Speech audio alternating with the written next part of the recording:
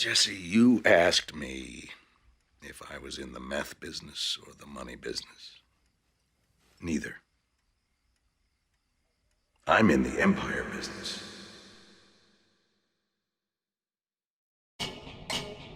Hello, and welcome back to One Villainous Scene. In case you weren't already aware, about a year ago, the YouTuber NanoVMovies created a collaborative video essay movement, where video essayists were tasked with taking one particularly villainous scene and analyzing it. I happened to be one of the participants and chose to write my video on a scene from Knives Out. That video is still pretty good, so feel free to check it out. Fast forward to now, and I realized that I had a lot of fun making that video, and so even though the craze around the whole one villainous scene movement, as it were, has died down, I can still do it again. So here is another entry for the books. And who knows, maybe this can become a yearly thing. I guess we'll see. But for now, let's dive into this edition's villainous scene.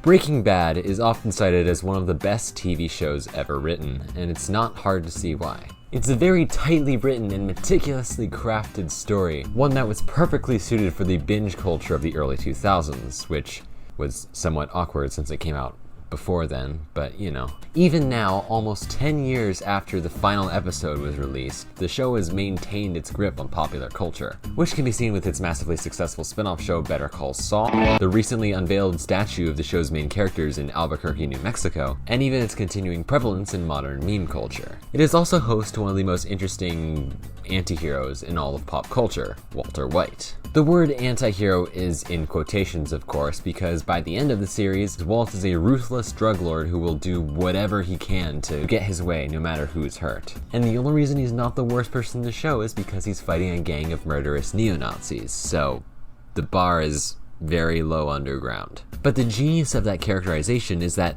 that's not who he is at the beginning of the show. There, he's a rather mild-mannered high school chemistry teacher living a normal suburban life. But it's the progression from that identity to the persona that he calls Heisenberg that is such a wonder to behold. In fact, I believe there is one scene in particular that shows off this development perfectly. One scene in the final moments of the season 4 finale episode, Face Off.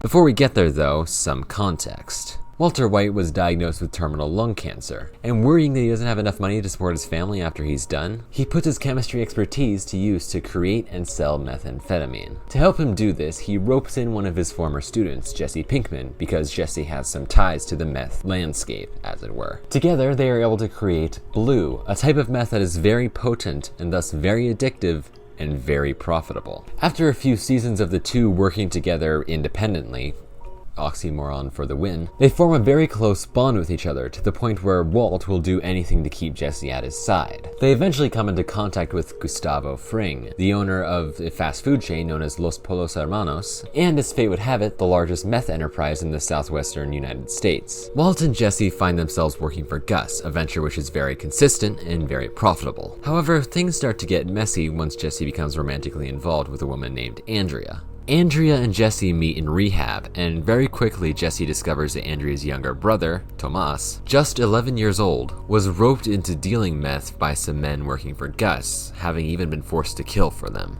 Long story short, Jesse gets involved in multiple incidents with the two, eventually having to be saved by Walt when he runs them over with his car. Gus is furious at this, but being the cold and cunning man that he is, knows that he can't kill Walt or Jesse because they both hold the recipe for his precious blue meth. Gus attempts to have another man by the name of Gail Bedecker learn their recipe, but Walt forces Jesse to kill Gail to save both their skins. Now, Gus is very angry, but again, he can't do anything to them yet. So he decides to go the long route, having Jesse perform various assignments under the watchful eye of his head of security, Mike Ehrmantraut. Eventually, Jesse spends rarely any time with Walt, especially after a massive fight between the two and once Gus takes him on a very important and very special assignment. One day, Walt comes into work and finds that the batch for the day has already been cooked. by Jesse. Walt realizes that Gus now has someone to cook blue meth for him and no longer needs Walt alive. Walt goes to Jesse for help, but when he arrives on Jesse's doorstep, Jesse is spending time with Andrea and her son, Brock. After unsuccessfully trying to get Jesse on his side, Walt is confronted and kidnapped by some of Gus's men outside his house. They kidnap him, take him out to the desert, and Gus fires Walt, before threatening him and his family if they ever dare double-cross him again. This is bad for Walt because he knows that Gus plans to kill Walt's brother-in-law, Hank, a DEA agent who is currently investigating Gus for ties to the meth cartel, which he might find if he's given enough time to look. Despite his better judgment and due to some other stuff that would take a whole nother detour to explain, Walt tips off the DEA anyway, anonymously, letting them know that Hank is in danger. Now Walt knows that there is a target on his back and that Gus will be gunning for him. Things seem hopeless, but he has an idea. Now, originally, Gus was a danger to both Walt and Jesse, so the two had formed a plan to poison him with a substance known as ricin, which they had hidden in a cigarette that Jesse would carry around. Due to the developments previously discussed, however, Jesse never ended up following through on this plan. When Brock ends up in the hospital under mysterious conditions, though, Jesse finds that he can't find the cigarette, and he assumes that someone took it off of him in order to purposefully poison Brock. His mind immediately jumps to Walt, and he goes to confront him. Walt denies any guilt and seemingly has a revelation. He figures out that Gus must have poisoned Brock in order to make this whole series of events happen and have Jesse turn on him, and that he has been spending the whole day waiting for Gus to send someone to kill him, but that person was Jesse. It's a genius plan, but not one that works, because Walt is able to get Jesse to come back to his side, and together they again work to find a plan to kill Gus. Now, again, I could go into very heavy detail to explain how exactly they do end up killing Gus, but again, it's a whole other detour to explain everything. This is a very, very interwoven show. There's a whole bunch of different things going on all at once, and they're not all relevant to the point I'm trying to make with this video, so trying to keep it as concise without just explaining the whole plot of the show. So all you really need to know is that Walt is able to lure Gus into a situation where his guard is down, and when the time is right, Gus is blown up by a bomb of Walt's own creation. Shortly thereafter, Walt and Jesse blow up Gus's lab, destroying any evidence of their involvement. Now we reach the scene in question. Jesse and Walt are on a parking lot roof. Jesse, tears in his eyes, tells Walt that Brock is going to be okay. As Walt sighs in relief, Jesse informs him that apparently Brock didn't have ricin in his system. Instead, he had ingested a poisonous flower called Lily of the Valley. It's a common houseplant with sweet red berries and usually only poisonous to small children and animals. So Gus didn't poison Brock. Still, he had to go, right? Damn right. Gus had to go.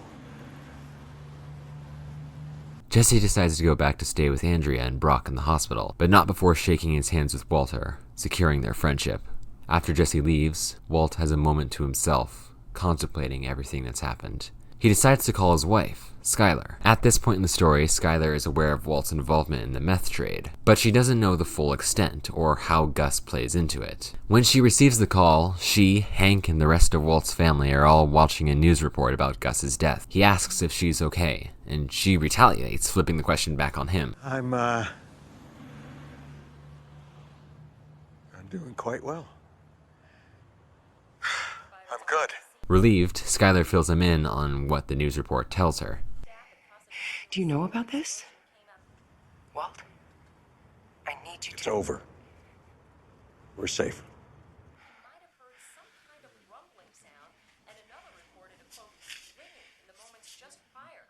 Administrators at Casa Tranquila advise that if you do have loved ones in their care, please do not call in, as they'll be Was this you? family members within the next few hours. What happened? I won.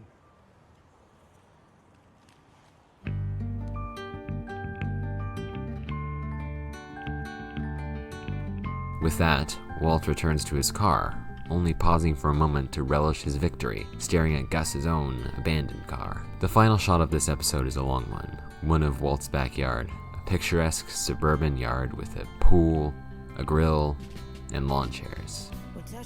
As it pans, it comes to focus on a flower pot. As the camera slowly zooms in, we are able to make out the label sticking out of the dirt. Lily of the Valley. And with that, we cut to black. Walter White is a fascinating character. As the title implies, he is fairly villainous, but he doesn't start out like that. Like I said at the beginning of this series, Walt is a fairly mild-mannered family man who has some dark edges to be sure, but ultimately he isn't suited for a life of crime. He gets involved anyway, and it starts to change him. It's a very gradual process, but an effective one nonetheless. And this scene really is a turning point. The key thing here is that Walt's change into a more ruthless and brutal person has been masked by his conflict with Gus. Gus is much worse than Walt simply because of his power, and his level of ruthlessness is just on another level. As a result, much of Walt's more inexcusable actions in the last season and a half or so have been to protect himself from Gus. He provides a imposing, evil bad guy for the audience to focus on until this very moment. Here, as he tells Szklarek of his victory, we start to see something in Walt. Part of what makes this character so well done is due to Bryan Cranston's brilliant performance. As Walt says these words, we can see on his face the taste of power that he now has. He has done something huge. Gustavo Fring was the most powerful drug lord for hundreds of miles, and Walt ended him through his own wit and planning. And he knows it. Walt had adopted the Heisenberg persona before, but this was truly when he became Heisenberg. This is the birth of the ruthless drug lord that Walt becomes in the next season. It is a sign of things to come. The other reason that this scene is so great is on the other end of that call. Szklarek. Szklarek, up until this point, has reached a relative truce with Walt after a sea storm of conflict. She finds out that Walt is hiding something. Conflict. She finds out that that something is him selling meth. Huge conflict. She rightfully fears for her own and for her children's safety because of Walt's actions, but the show has done such a good job of framing Walt in a sympathetic light that the conflict feels a lot less simple than it is morally. But despite all of her efforts, Walt is ultimately more stubborn than her, so she resigns herself to his shenanigans, with his promise that he'll keep the family safe. But here, something changes. Earlier this season, Walt had told Szklarek that, I am not in danger, Szklarek. I am the danger. A guy opens his door and gets shot, and you think that of me? No. I am the one who knocks.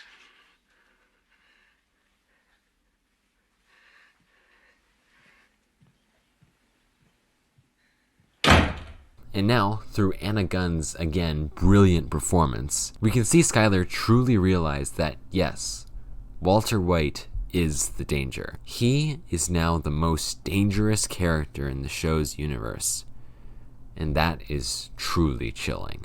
Finally, the last key part of the ending, after the phone call, after the smirk, after the reveling in the glory of his enemy's death, we're left with the final shot of the episode and the season. The plant, Lily of the Valley. The very same plant that was used to poison Brock. Because as it turns out, yes, Jesse was right.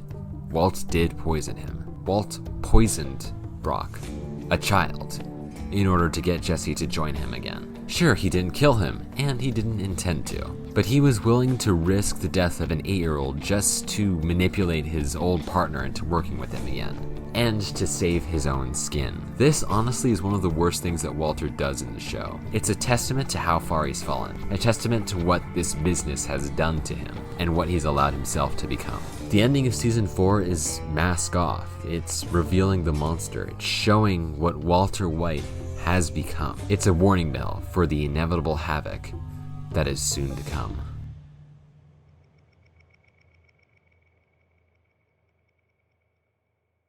Thank you all so much for watching. I hope you enjoyed that video as much, if not more, than I enjoyed making it. I recently binged all of Breaking Bad and I just can't stop thinking about it, so here's this video. This show really is something special, and I hope that if you haven't seen it already, that this video has convinced you to watch it. And if this is your first time around here, hi, I'm TSD. Feel free to like the video, comment on it, give your thoughts, or if you're feeling generous, subscribe. If you subscribe, it helps out the channel quite a lot, and it guarantees that you'll be able to see a lot of videos like this every so time period. It helps out the channel a ton, and it would really mean a lot to me. Check out all my socials. My socials are linked in the description below. You know, you can see me say things other than on this channel if you want to. This is probably going to be the last video that I film in my room, for at least for a long time, because I'm going to college now,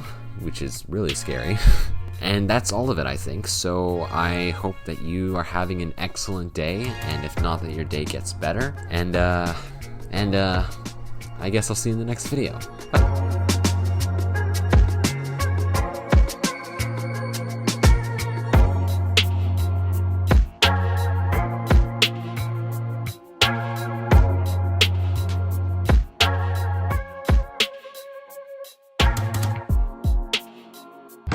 Hey, Doc, open up. We've got your latte. All right, Walter and Jesse are back, so I'm leaving now.